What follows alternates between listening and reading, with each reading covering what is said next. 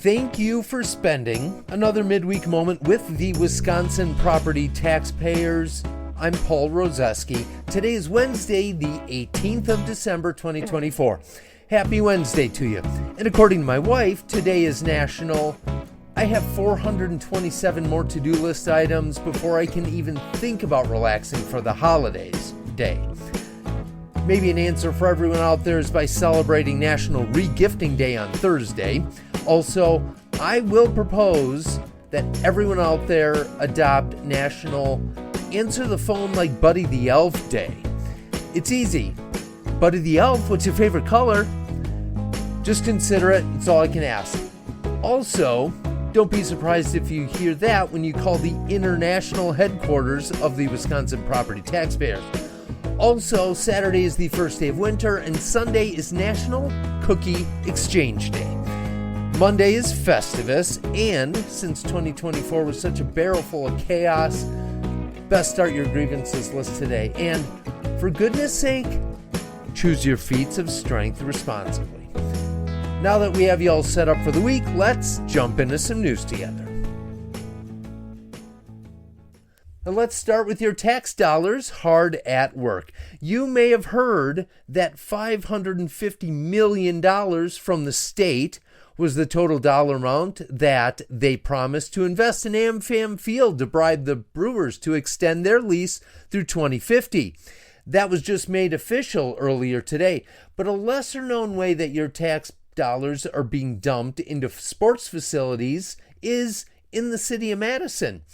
The two ice arenas in town are owned and run by a nonprofit. Well, they are in default on the $1.6 million balance of the loan that they owe the city, let alone $3+ million of repairs they claim the building needs, which I think is being dramatic because a new Zamboni was on the list, and that isn't building repairs.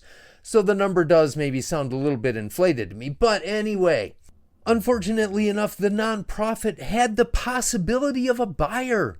UW-Madison alum and NHL All-Star hockey player Ryan Suter. The leaders of the nonprofit rejected the sale when he offered it. Now he's building a facility in a distant suburb, and who's left holding the bag? You guessed it. It's going to be the taxpayer. And even if the plan to make a new nonprofit that will buy the building for $1, and doesn't this sound like a government level idea? A few of the people from the old nonprofit will be involved in the transition, which makes me wonder why we'd allow this to be run with people that were part of the team that ran it into the ground in the first place. Your tax dollars hard at work.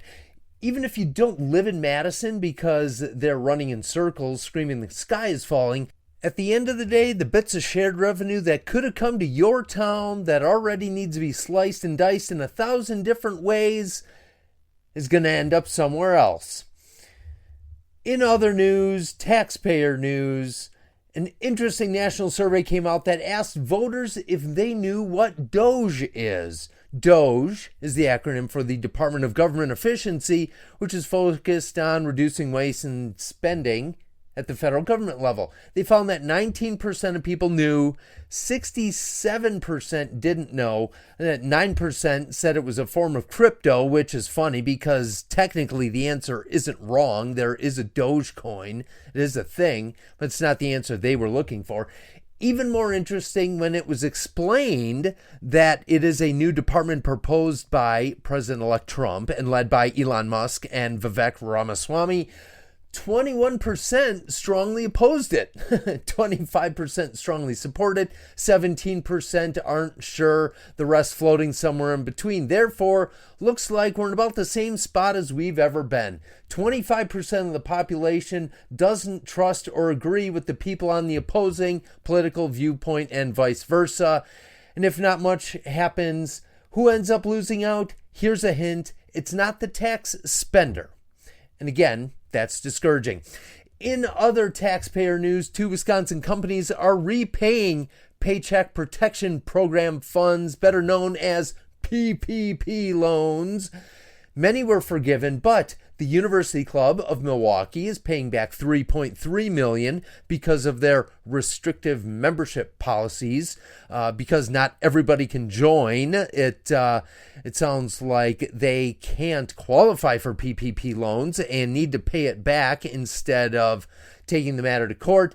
And a company called Zund America is paying back over $1 million thanks to an internal whistleblower.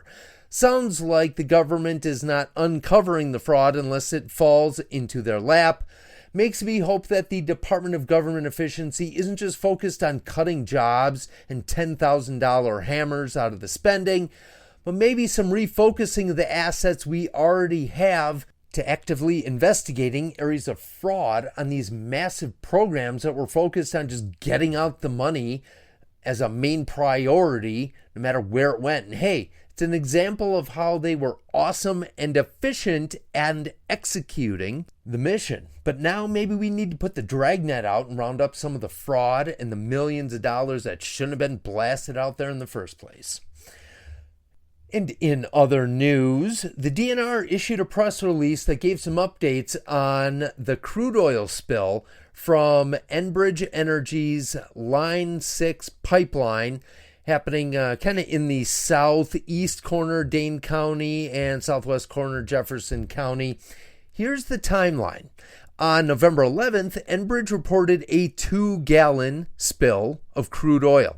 3 days later, on November 14th, they revised the estimated spill quantity to 126 gallons. On December 13th, so about a month later, the estimate was again revised to 69,300 gallons. I get it that if the pipeline's buried, it may be hard to fix, but at some point, don't you think you should turn off the faucet there? Oh, but rest assured, the press release came out 4 days after that latest update, and they said, quote, the DNR plans to conduct another site visit within the next week, unquote.